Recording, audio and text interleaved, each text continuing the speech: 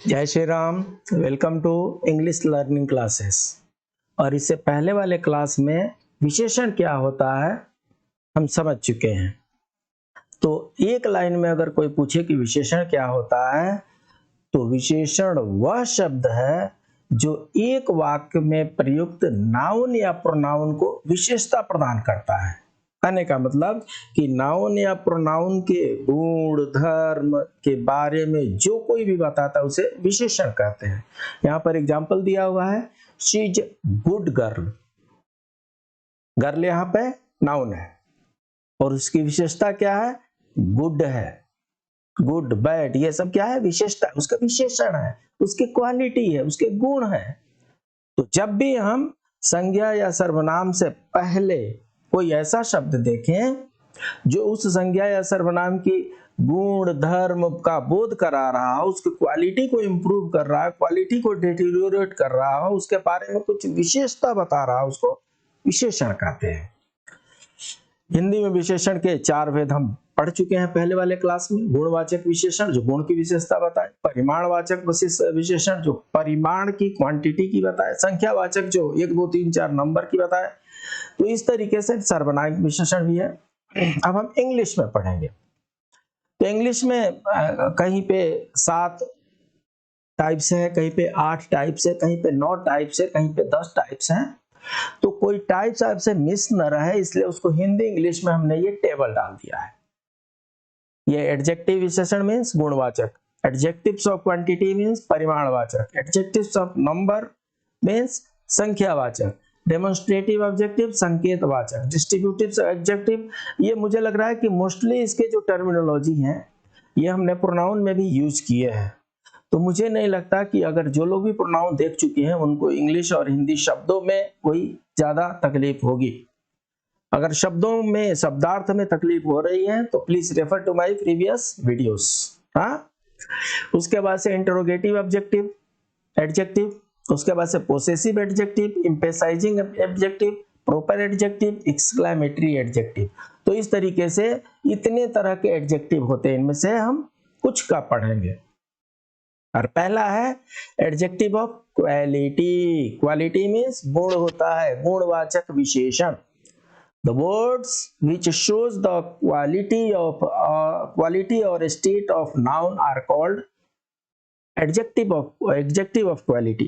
This adjective answers the questions of what kind, किस तरीके का, कैसा।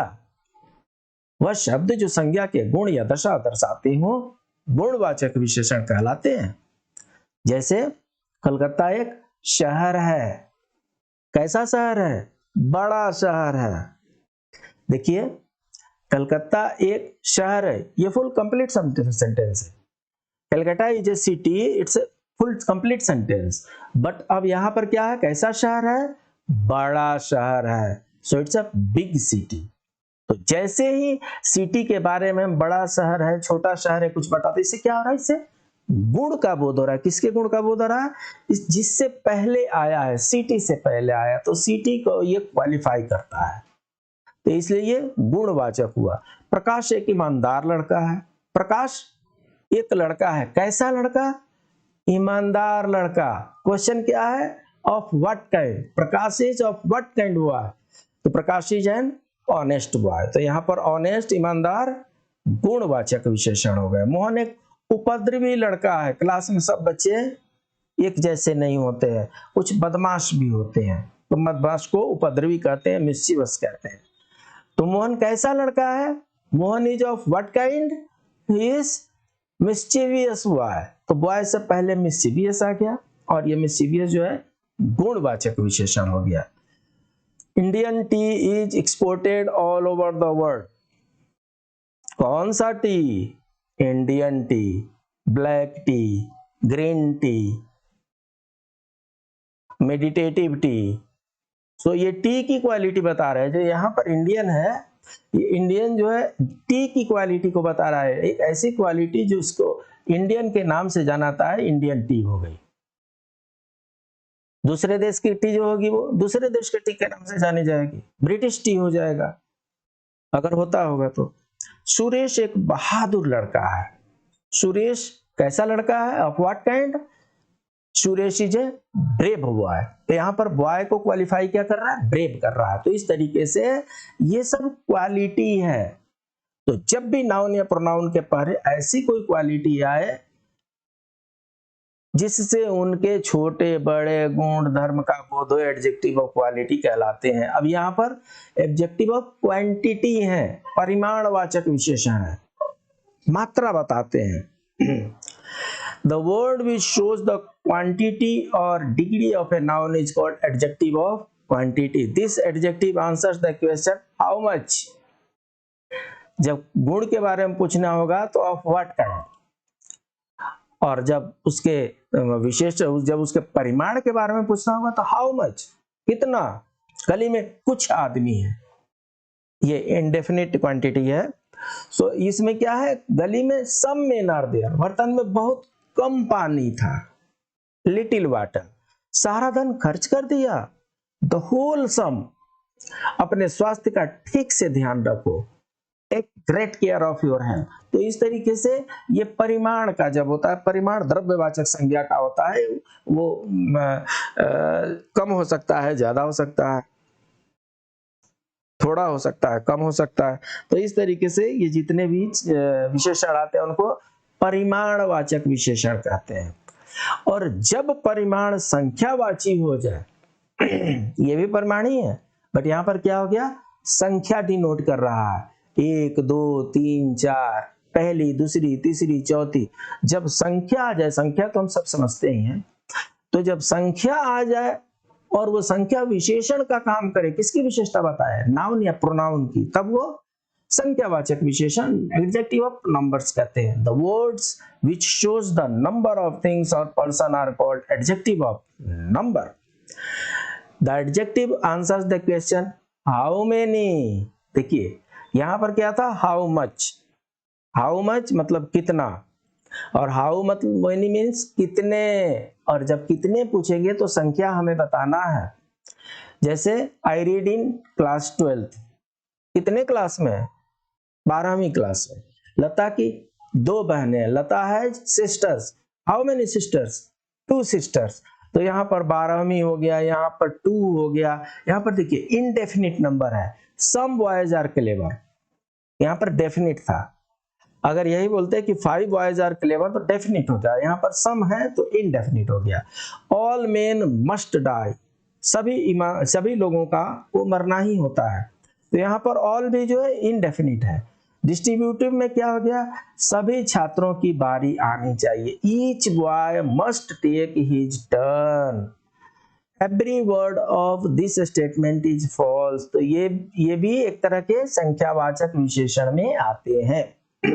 डेमोन्स्ट्रेटिव एडजेक्टिव, संकेतवाचक, the word which point out the person, thing or place are called demonstrative। ऐसा शब्द या जो शब्द या सर्वनाम, जो संज्ञा या सर्वनाम से पहले आकर के उनकी ओर संकेत करते हो, संकेतवाचक विशेषण कहलाते हैं। जैसे ये सेब सड़े हुए हैं, किसी पार्टिकुलर सेब के बारे में बात हो रही है और बोल रहे हैं these apples are rotten। तो यहाँ पर दीज हो गया, दोज हो गया, सच हो गया, दैट हो गया, दिस हो गया। ये लगभग ये जो डेमोन्स्ट्रेटिव प्रोनाउन जब हम पढ़ रहे थे उस समय हमने इसकी चर्चा की थी। तो जो डेमोन्स्ट्रेटिव प्रोनाउन समझे हैं उनको डेमोन्स्ट्रेटिव एडजेक्टिव आसानी से समझ में आ जाएगा कि जिस किसी भी नाउन या प्रोनाउन से पहले दिस, दैट, दीज, दोज ये सब लगे हों, मान लीजिए कि वो डेमोन्स्ट्रेटिव एडजेक्टिव ही है। अब interrogative adjective, when words like what, which and whose are used with noun to ask questions are called interrogative adjective। प्रश्नवाचक शब्द हैं, प्रश्नवाचक प्रोनाउन भी हम पढ़ चुके हैं, सर्वनाम पढ़ चुके हैं, और यहाँ पर वे शब्द जो प्रश्न पूछने के लिए प्रयोग में लाए जाते हैं प्रश्नवाचक विशेषण कहलाते हैं। बहुत आसान है, और इसके तो पहचानने भी आसान है। What, where, how, when, whose, why, ये सब WH से करीब करीब शुरू होते हैं। तो इनके जो क्वेश्चन, जो प्रश्नवाचक शब्द हैं, अगर ये आते हैं तो हम उसको प्रश्नवाचक विशेषण कहते हैं। जैसे when does he come home, वह घर कब आता है, वह कैसा व्यक्ति है, what kind of man he is. तो इस तरीके से यहाँ पर प्रश्नवाचक विशेषण का प्रयोग किया जा रहा है। एम्फेसाइजिंग एडजेक्टिव, अगेन एम्फेसाइजिंग को हमने एम्फैटिक के रूप में सर्वनाम में पढ़ लिया है।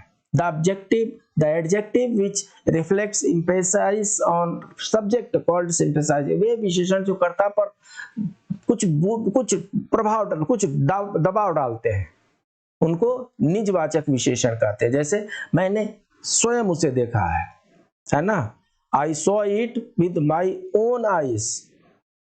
मतलब अपनी बातों को और भी मजबूती के साथ कहना जो होता है वो निजवाचक विशेषण में होता है, और उसमें अपने साथ जो चीज, आई के साथ ओन आईज लगा है, that is the very thing we want. ये वही चीज है, ये वही वस्तु है जो हमें चाहिए थी। तो क्या करते हैं, इसमें हम दबाव डाल करके हम बातों को बता रहे हैं। उसके बाद से एक्सक्लेमेटरी एडजेक्टिव, विस्मयादि विशेषण। The word but is sometimes used as exclamatory adjective. Exclamatory को मैंने पहले भी बताया है, विस्मय करना, आश्चर्यचकित करना, कुछ ऐसे भावनाएं आती हैं जो हमें अचानक आ जाती है। जैसे हमने कुछ बहुत बड़ी खुशी की खबर सुन ली, वाह हम प्रसन्न हो गए। अचानक किसी दुख का खबर सुन लिए, हो।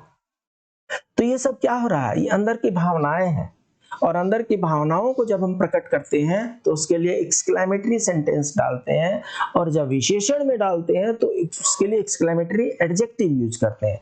वे विशेषण जो विस्मय या आकस्मिक अनुभूति दर्शाते हैं वो विस्मयादिबोधक विशेषण कहलाते हैं। जैसे what an idea, what a piece of work is man, what genius. अच्छा, एक चीज और ध्यान देना है, ये सेंटेंस तो शुरू हो रहा है व्हाट से, परंतु इसमें जो इसमें पंक्चुएशन मार्क लग रहा है, ये क्वेश्चन मार्क नहीं लगेंगे। क्वेश्चन मार्क लगेंगे तो उसके मीनिंग बदल जाएंगे। जब भी आप एक्सक्लेमेटरी सेंटेंस बनाएंगे तो यहाँ पर लास्ट में नोट ऑफ एक्सक्लेमेशन होता है। ये खड़ी पाई और उसके नीचे बिंदी, और इसको नोट ऑफ एक्सक्लेमेशन कहते हैं।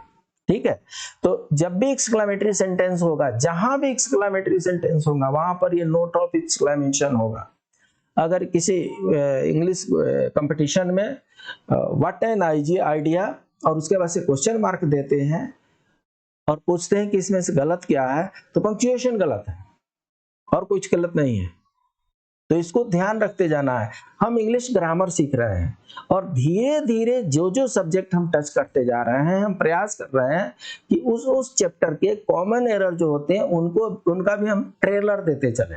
हम कॉमन एरर पढ़ेंगे, बाद में पढ़ेंगे, लेकिन एक साथ जब हम पढ़ेंगे तो बहुत बड़ा बोझिल लगता है। इसलिए उनको हल्का करके मैं तोड़ करके चैप्टर वाइज जहां पर जरूरत होती है वहां पर डाल करके आपको एक्सप्लेन करते चलता हूं। तो इस तरीके से हमने विशेषण के भेद पढ़े। तो नाउन हो गया, प्रोनाउन हो गया, विशेषण हो गया। अब इसके बाद हम क्या पढ़ेंगे, वर्ब पढ़ेंगे। फिर मिलते हैं अगले क्लास में। तब तक के लिए अगर आपको हमारा क्लास अच्छा लगता है, आपको सब्सक्राइब कर देना चाहिए, लाइक कर देना चाहिए, कमेंट कर सकते हैं, शेयर कर सकते हैं, और हाँ, आपको जहां कहीं भी कुछ अपने व्यूज डालने हैं कमेंट बॉक्स में आप डालिए। हमें आपके व्यूज का बेसब्री से इंतजार रहता है। So let us meet in the next class. Till then, good bye, जय श्री राम।